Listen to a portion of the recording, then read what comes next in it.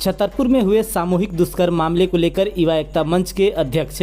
संदीप सरकार ने दुष्कर्म की घटना को निंदनीय बताया है। साथ ही पुलिस प्रशासन से अपील किया है कि क्षेत्र में इस तरह की घटनाओं पर रोक लगाया जाए। साथ ही पीड़ित परिवार को सुरक्षा मुहैया करने की बात कही है और इस तरह की घटनाओं को अंजाम देने वाले व्यक्तियों को किसी भी सूरत में बख्शा नहीं जाएगा। नहीं तो आने वाले दिनों में युवा एकता मंच के सदस्य इस तरह की घटनाओं पर मुखर होकर आवाज़ उठाने का काम करेगी।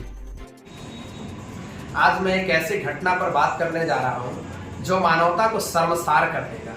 मैं सबसे पहले इस घटना को कड़ी शब्दों में निंदा करता हूं। यह घटना पलामू जिले के नौडिया बाजार प्रखंड अंतर्गत खैरा दोहर गांव का है, जिसमें एक अनुसूचित जाति की लड़की को, जो कक्षा 4 की छात्रा थी,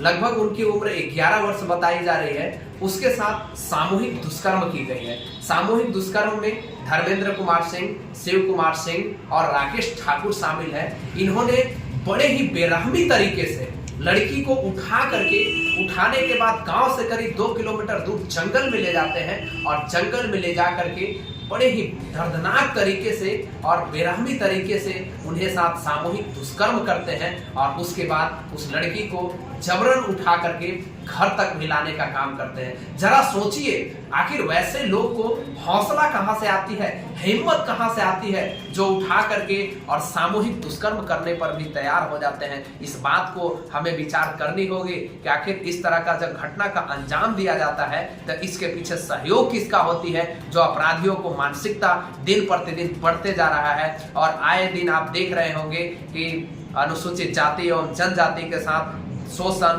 अत्याचार, सामूहिक दुष्कर्म, इस तरह का दिन प्रतिदिन घटनाएं देखने और सुनने को मिलता है। सबसे पहले मैं पलामू पुलिस कप्तान एसपी महोदया से मांग करता हूं कि उस लड़की के परिजन को सुरक्षा मुहैया कराया जाए। यह अत्यंत आवश्यक है और आवश्यक इसलिए है कि इस तरह की घटना जब होती है उसके बाद दोषी पर FIR होता है, प्रशासन उसे पकड़ करके जेल में डाल देती है, लेकिन पता चलता है कि 2 महीना 4 महीना बीतते बीतते वह अपराधी बेखौफ होकर के बाहर घूमने लगता है। और इसके पीछे कारण यह है कि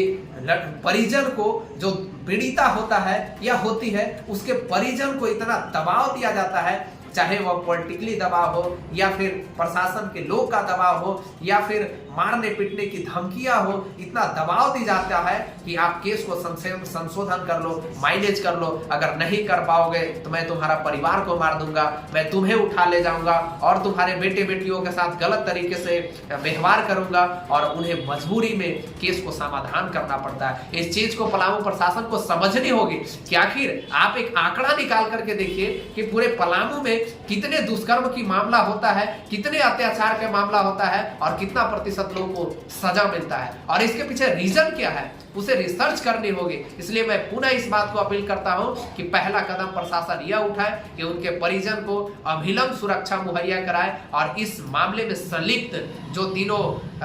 दोषी है, 2 अभियुक्ति है, उन्हें अभिलंब कानूनी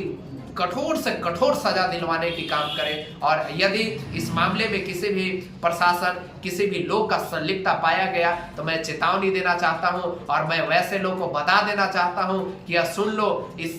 पलामू में और इस झारखंड में इस तरह का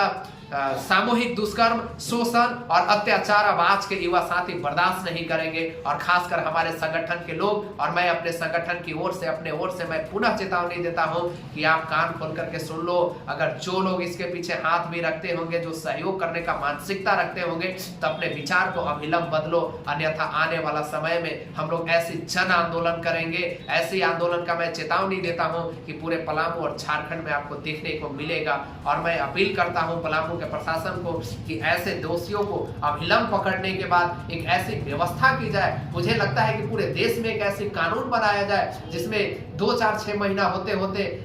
इस तरह का घटनाओं का अंजाम देने वाले लोग के साथ एक ऐसी कड़ी सजा हो, ऐसी कड़ी सजा हो जिसकी प्रकोप और जिसकी प्रचार प्रसार संदेश पूरे भारत में पहुंचे और इस तरह के घटना को धीरे धीरे करके रोकने में कामयाबी हो। धन्यवाद।